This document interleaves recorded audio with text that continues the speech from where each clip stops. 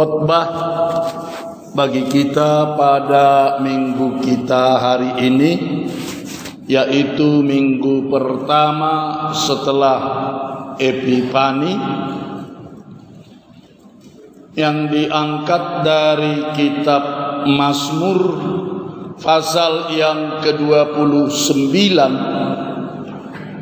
dimulai dari ayat yang pertama hingga ayat yang ke-11. Demikian dikatakan di dalam firman Tuhan. Mazmur Daud. Kepada Tuhan, hai penghuni sorgawi, kepada Tuhan sajalah kemuliaan dan kekuatan. Berilah kepada Tuhan kemuliaan namanya. Sujudlah kepada Tuhan dengan berhiaskan kekudusan. Suara Tuhan di atas air, Allah yang mulia mengguntur, Tuhan di atas air yang besar. Suara Tuhan penuh kekuatan, suara Tuhan penuh semarak. Suara Tuhan mematahkan pohon aras, bahkan Tuhan menumbangkan pohon aras Lebanon. Ia membuat gunung Lebanon melompat-lompat seperti anak lembu, dan gunung Sirion seperti anak banteng. Suara Tuhan menyemburkan nyala api. Suara Tuhan membuat padang gurun gemetar. Tuhan membuat padang gurun Kades gemetar. Suara Tuhan membuat beranak rusa betina yang mengandung. Bahkan hutan digundulnya, dan di dalam baitnya setiap orang berseru hormat. Tuhan bersemayam di atas air bah. Tuhan bersemayam sebagai Raja untuk selama-lamanya. Tuhan kiranya memberikan kekuatan kepada umatnya. Tuhan kiranya memberkati umatnya dengan sejahtera. Hingga di sini pembacaan kita akan firman Tuhan. Shalom bagi kita semua. Jemaat Tuhan yang dikasihi oleh Tuhan kita Yesus Kristus, minggu kita hari ini adalah minggu pertama setelah Epifani, yaitu Epifanias, yang artinya penyataan Allah. Di hari yang ke-9 kemarin kita masuk tahun 2021, kita berduka. Indonesia berduka. Sebuah pesawat, yaitu Sriwijaya Air JT28, dinyatakan hilang jatuh di laut antara di Kepulauan Seribu, antara Pulau Laki itu disebut. 50 orang penumpang dengan 12 kru pesawat belum diketahui nasibnya hingga pagi ini. Kita patut menyatakan turut berduka cita atas musibah yang terjadi tersebut. Semoga kepada keluarga yang berduka, kita berdoa Tuhan memberikan penghiburan dan ketabahan. Dan biarlah kiranya kita tidak tahu jalan Tuhan di dalam kehidupan kita. Kita tidak tahu cara Tuhan di dalam kehidupan kita, kadang-kadang bertindak di dalam hidup ini. Semoga kejadian itu boleh membawa hikmah yang indah bagi keluarga yang berduka. Mungkin Ada jalan Tuhan yang lebih untuk memberikan sukacita di dalam kehidupan kita. Demikian juga di dalam kehidupan kita pribadi lepas pribadi. Kita tidak tahu apa yang akan terjadi di dalam perjalanan kehidupan kita di tahun 2021 ini. Kita bagaikan memasuki sebuah lorong yang gelap, yang tidak tahu apa akan terjadi di depan. Dalam perjalanan itu mungkin akan terjadi yang naik maupun turun, dan juga jalan yang licin. Oleh sebab itu di minggu hari ini, Minggu Epifanias, Minggu penyataan Allah, kita memohon agar Allah menyatakan kuasa-Nya di dalam perjalanan hidup kita berjalan di tahun 2021. Saudara yang dikasihi Kristus, justru topik minggu kita hari ini mengatakan firman Tuhan itu tetap untuk selamanya.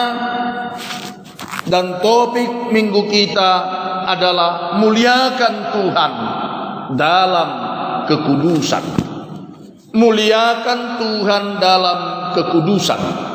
Bagaimana dalam hidup kita ini supaya kita memuliakan Tuhan Allah.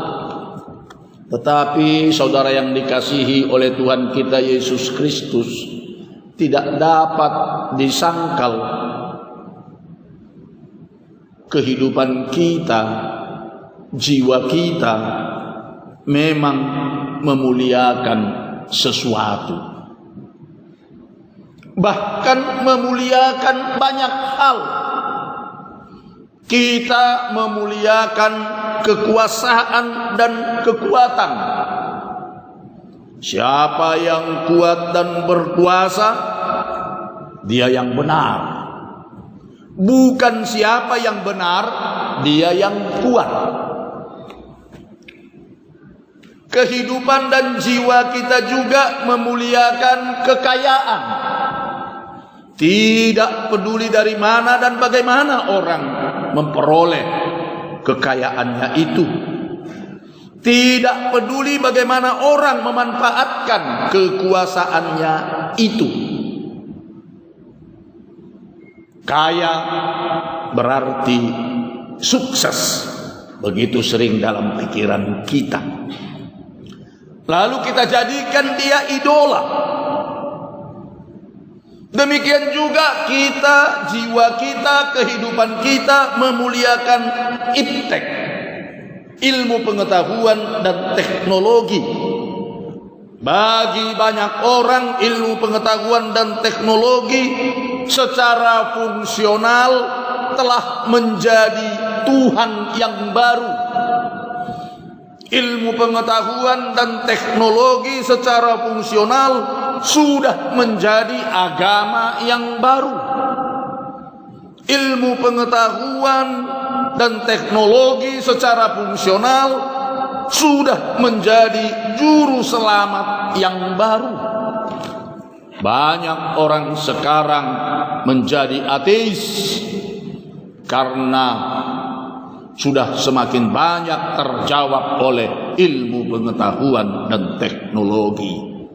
Tapi ilmu pengetahuan dan teknologi juga terbatas.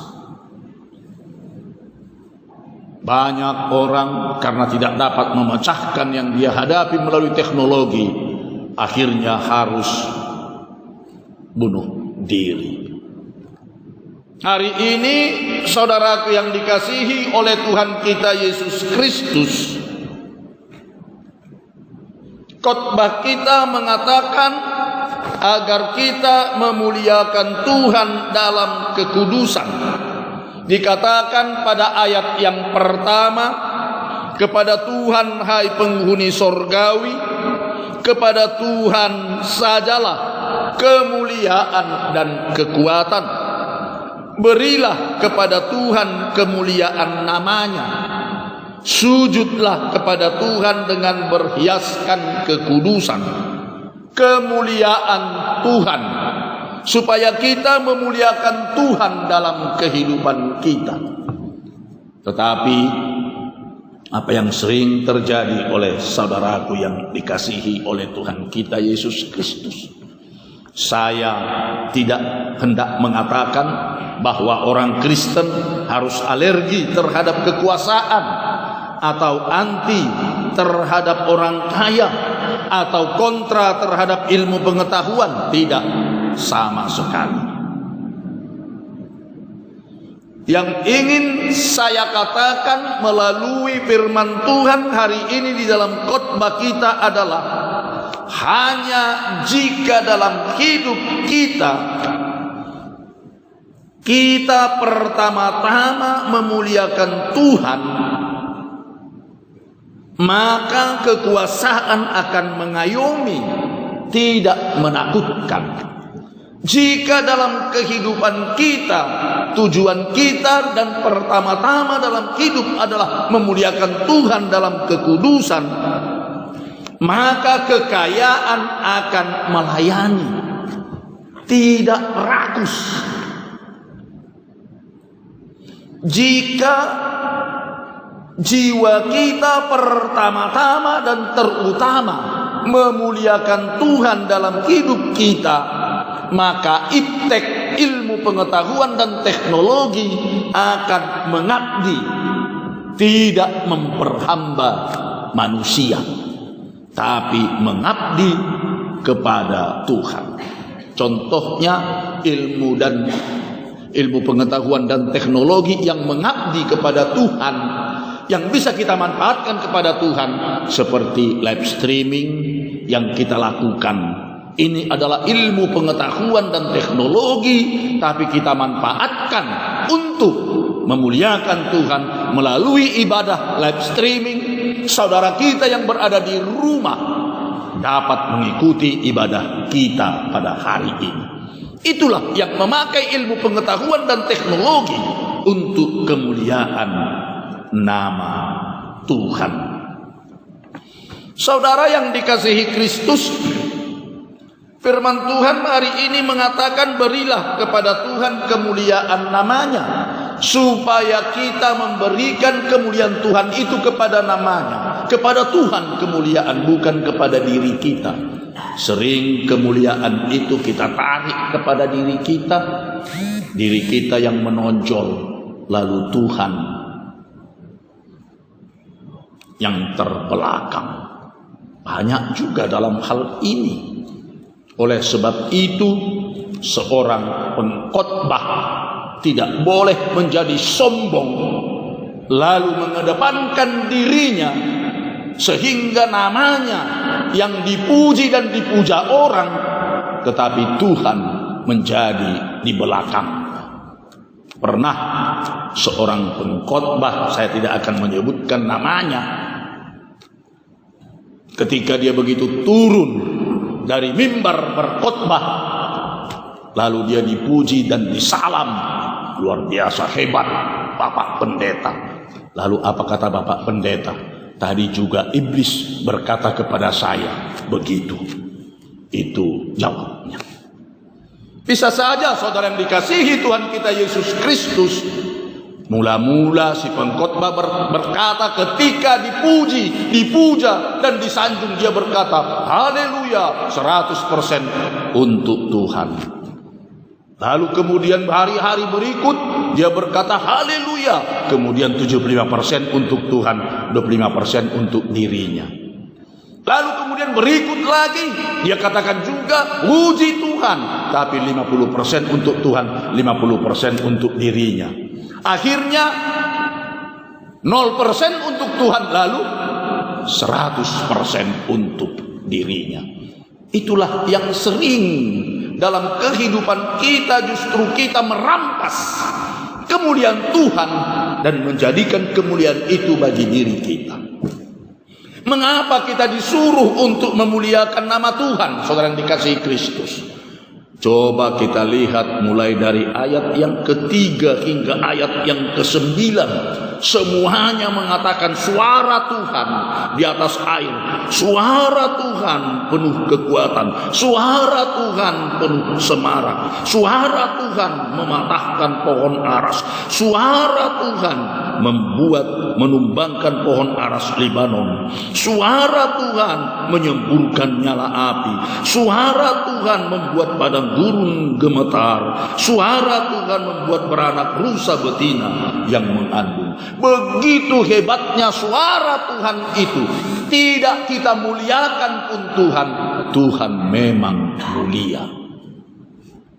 Itu sebabnya malaikat yang terdekat kepada Tuhan, yaitu Lucifer, ingin merampas kemuliaan itu dari Tuhan dan memberontak kepada Tuhan, sehingga harus diusir dari sorga turun ke bumi menjadi iblis dan menarik semua umat manusia supaya memuliakan dia, supaya memuja dan memuji dia, tidak memuliakan Tuhan Allah. Oleh sebab itu kita lihatlah luar biasa yang diperbuat oleh Tuhan Allah dalam hidup kita. Kita di dalam kehidupan kita, dituntun perjalanan kita selama tahun 2020. Apakah kita tidak patut memuliakan Tuhan? Dan kemudian dalam tahun 2021 ini kita diminta supaya kita memuliakan Tuhan.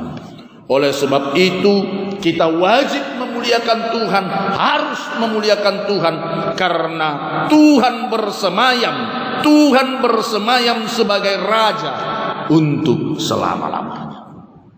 Bahkan kita disuruh memuliakan Tuhan karena Tuhan memberkati umatnya dengan sejahtera. Itu dikatakan ayat 11. Tuhan memberkati umatnya dengan sejahtera.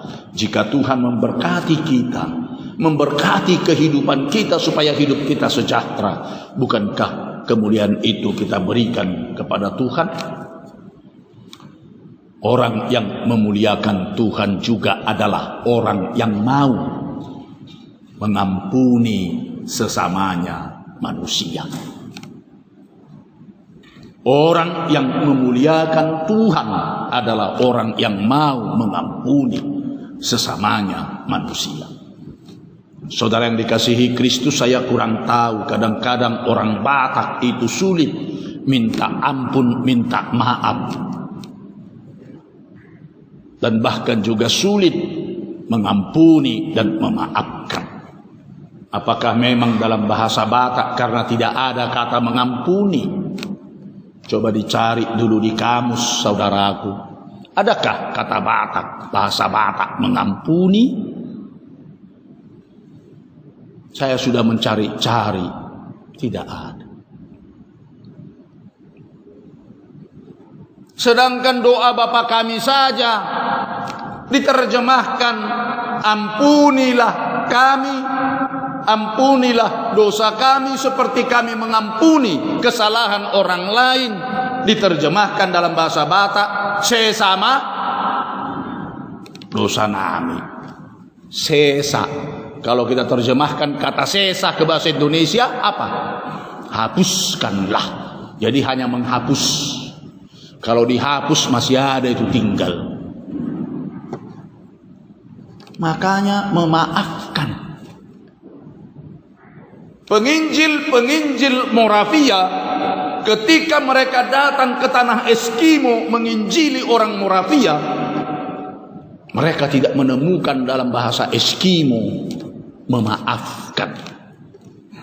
Tapi penginjil-penginjil itu menciptakan kata memaafkan, bahasa orang Eskimo menjadi panjang, kira-kira begini: isu mangijou jung nai nernik, begitulah.